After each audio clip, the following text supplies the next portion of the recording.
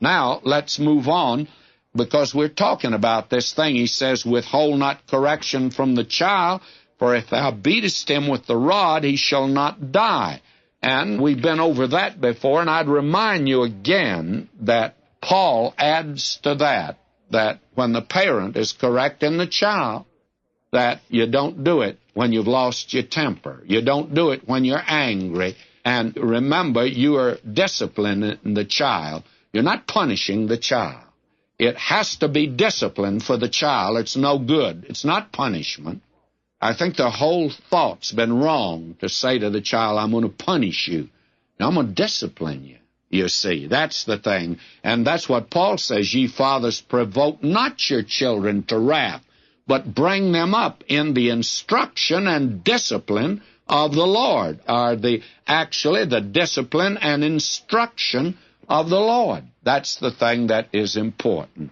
Now, he goes on to talk to the young man again, verse 19, hear thou, my son, and be wise, and guide thy heart in the way. Be not among wine-bibbers, among riotous eaters of flesh, for the drunken and the glutton shall come to poverty, and drowsiness shall clothe a man with rags.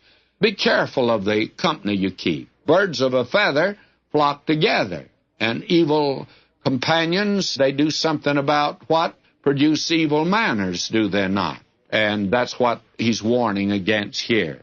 And again he comes back to this. The boy's ready to graduate from college, and he says, hearken unto thy father that begat thee, and despise not thy mother when she's old. Verse 22.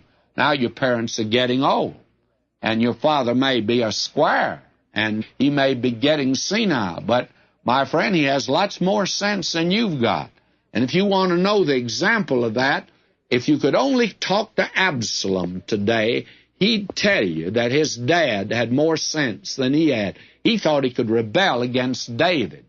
Old David was a war horse. When that boy moved out to the battlefield, he made a mistake. He should never have left Jerusalem, because David knew his way around on the battlefield.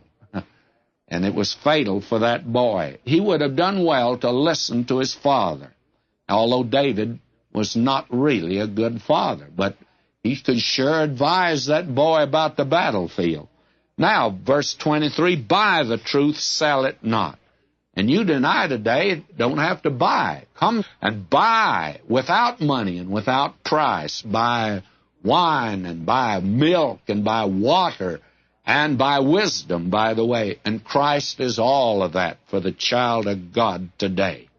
I tell you, this is quite wonderful. It was a brilliant young man. I wish he was here to tell you, but he did tell us, did he not? And that was Paul. He was Rabbi Saul, you remember. Smart boy. But he says, Christ has been made unto us wisdom. How wonderful.